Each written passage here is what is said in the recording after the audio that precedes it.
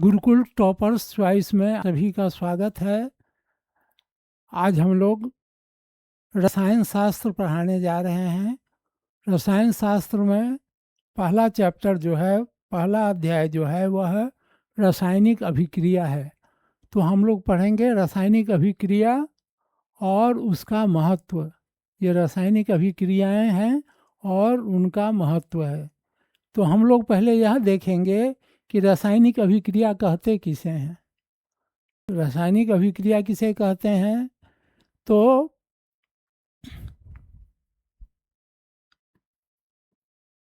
Chemical reactions, रासायनिक अभिक्रियाएं किसे कहते हैं? जब कोई एक पदार्थ या एक से अधिक पदार्थ आपस में मिल करके नए उत्पाद बनाते हैं, तो इस तरह के प्रतिक्रिया को, इस प्रकार के अभिक्रिया को हम लोग रासायनिक अभिक्रिया कहते हैं। तो इसे फिर से समझ लें कि यदि हम किसी एक पदार्थ को या एक से अधिक 2-3 पदार्थों को के साथ जब अभिक्रिया होती है, जब क्रिया होती है, तो उससे नए पदार्थ बनते हैं और नए पदार्थ जो हैं उसका गुण पुराने वाले पदार्थ से अलग होता है। तो इस तरह के अभिक्रिया को हम रासायनिक अभिक्रिया कहते हैं। आप उदाहरण देखिए, हाइड्रोजन और क्लोरीन गैस को ये सूर्य की रोशनी में प्रतिक्रिया किया गया, सूर्य की रोशनी में। तो बना क्या इससे? HCl बना। तो और इसको बैलेंस करेंगे तो यहाँ 2HCl लिख देंगे। हाइड्रोजन का 2 परमाणु, कैल्शियम का 2, कैल्शियम नहीं क्लोरीन का 2 परमाणु, ये हो गया HCl।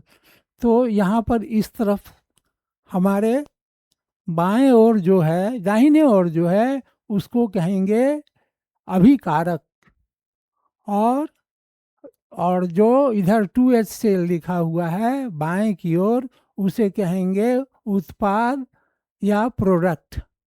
तो यहाँ पर हाइड्रोजन और क्लोरीन आपस में मिलकर के हाइड्रोक्लोरिक अम्ल बनाता है। तो यही रासायनिक समीकरण हुआ कि जब एक या एक से अधिक पदार्थ आपस में मिलकर क्या करते हैं, नए पदार्थ का निर्माण करते हैं। अब इसका गुण इन दोनों गुणों से भिन्न है।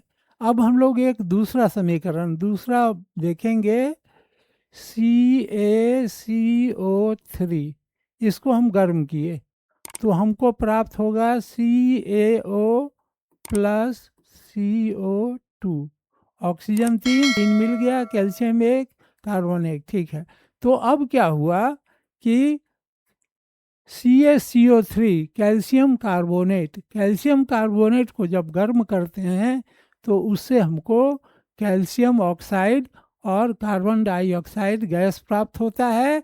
तो इस तरह का जो ये इधर जो हुआ अभिकारक हुआ, और इधर माने हमारे बाएं ओर जो है वह प्रतिफल है, प्रोडक्ट है। अब एक तीसरा समीकरण देखें। तीसरा समीकरण है H2O।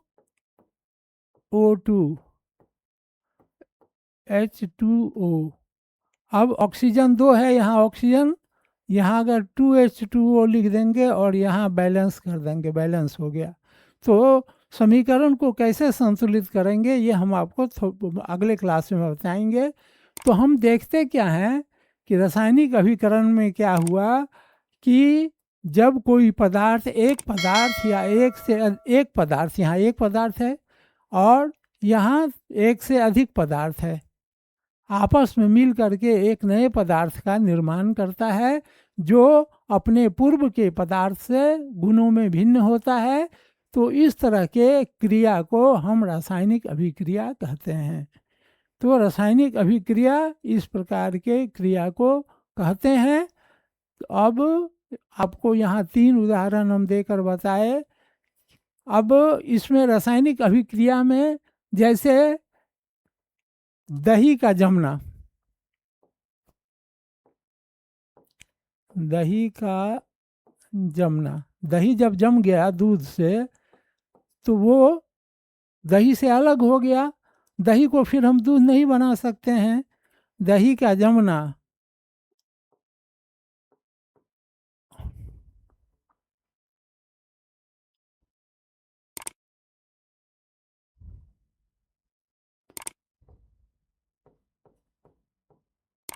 लोहे का जंग लगना, ये सब जो है रासायनिक अभिक्रिया का उदाहरण है।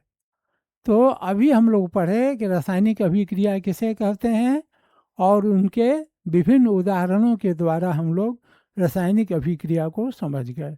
अब है इट्स स्पेशलिटीज, इसकी विशेषताएं।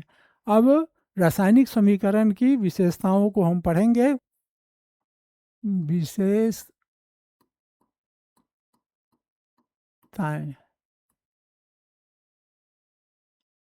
तो विशेषताओं को पढ़ना है।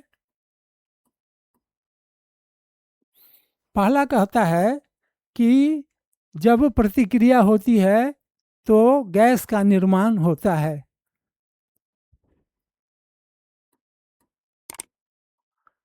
गैस का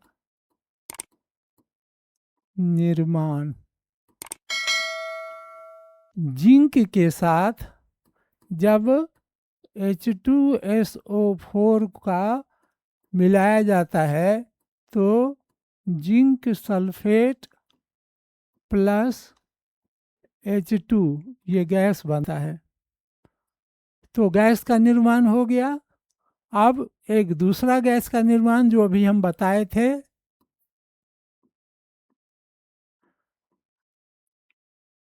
H2 प्लस Cl2 HCl, ये भी गैस HCl गैस बना। एक तीसरा उदाहरण है Zn प्लस HCl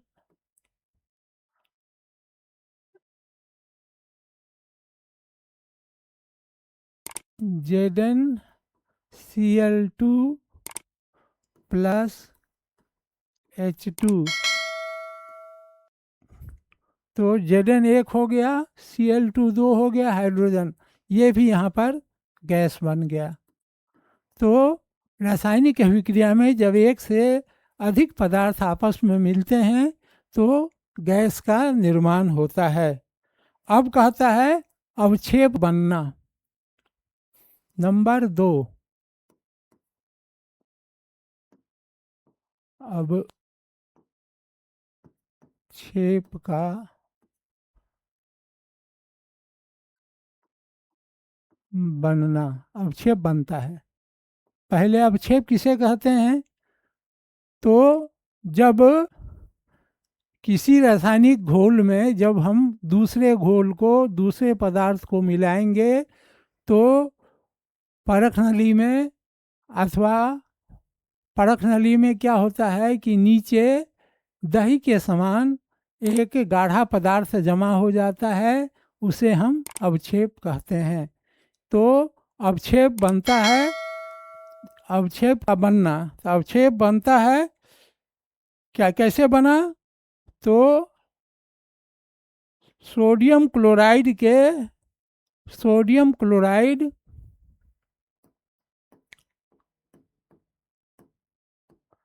सोडियम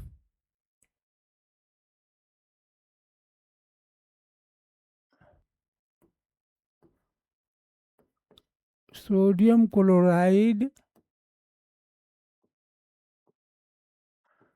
के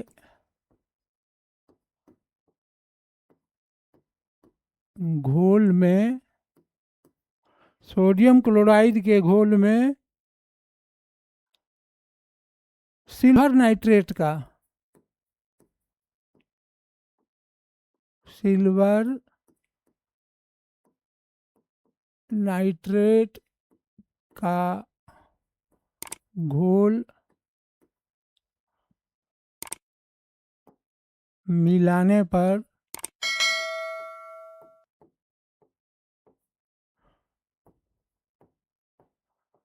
परख नली में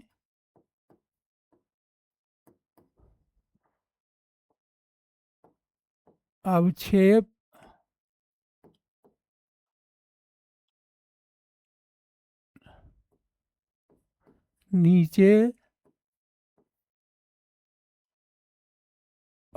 नीचे बैठ जाता है।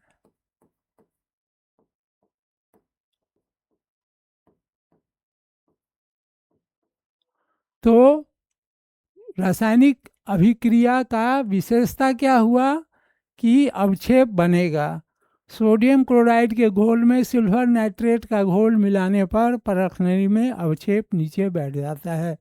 तो हम लोग इसकी विशेषता में क्या देखें कि अवक्षेप बनता है। अब फिर हम आगे देखेंगे। 2 हो गया था। तीसरा कहता है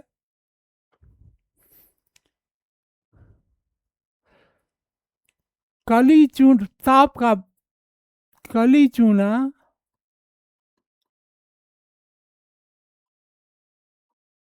के टुकड़े पर पानी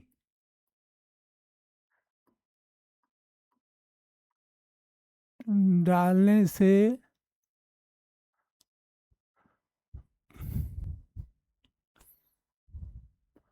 वह गर्म होकर ताप उत्पन्न करता है।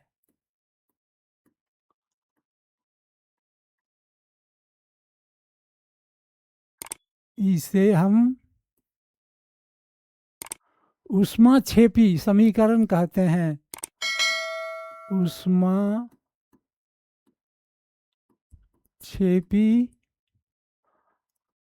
अभिक्रिया कहते हैं।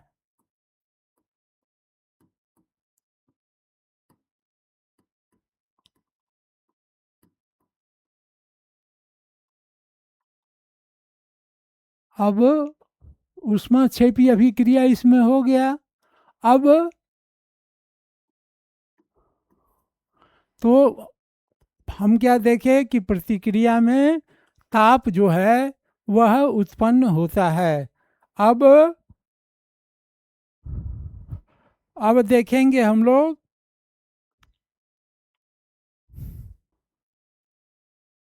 अमोनियम क्लोराइड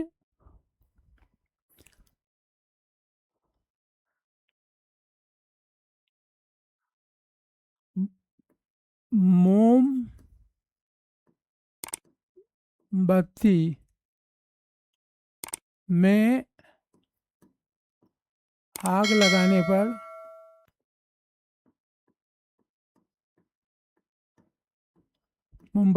लगाने पर क्या होता है। मोमबत्ती जल उठती है।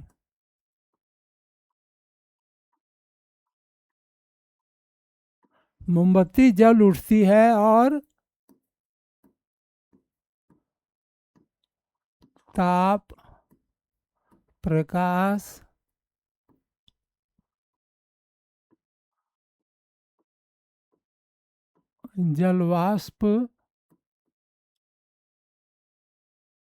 जलवाष्प देती है।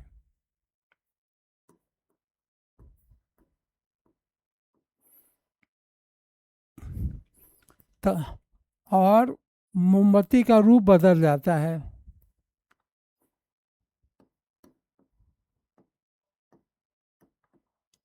का रूप बदल जाता है।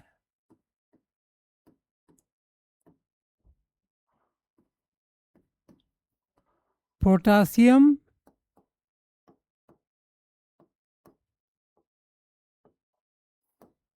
पर मैग्नेट के बिलियन, बिलियन कहते हैं घोल को, बिलियन में कुछ नींबू के रस को डाला जाता है।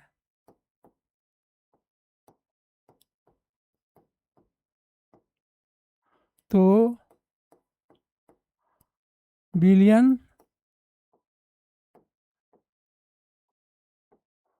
का रंग बदल जाता है, बदल जाता है। तो हम लोगों ने देखा कि कली चूना के टुकड़े पर पानी डालने से वह गर्म होकर ताप उत्पन्न करता है। इसे हम ऊष्माक्षेपी अभिक्रिया कहते हैं। मोमबत्ती में आग लगाने पर मोमबत्ती जल उठती है, ताप, प्रकाश और जलवाष्प देती है। मोमबत्ती का रूप बदल जाता है।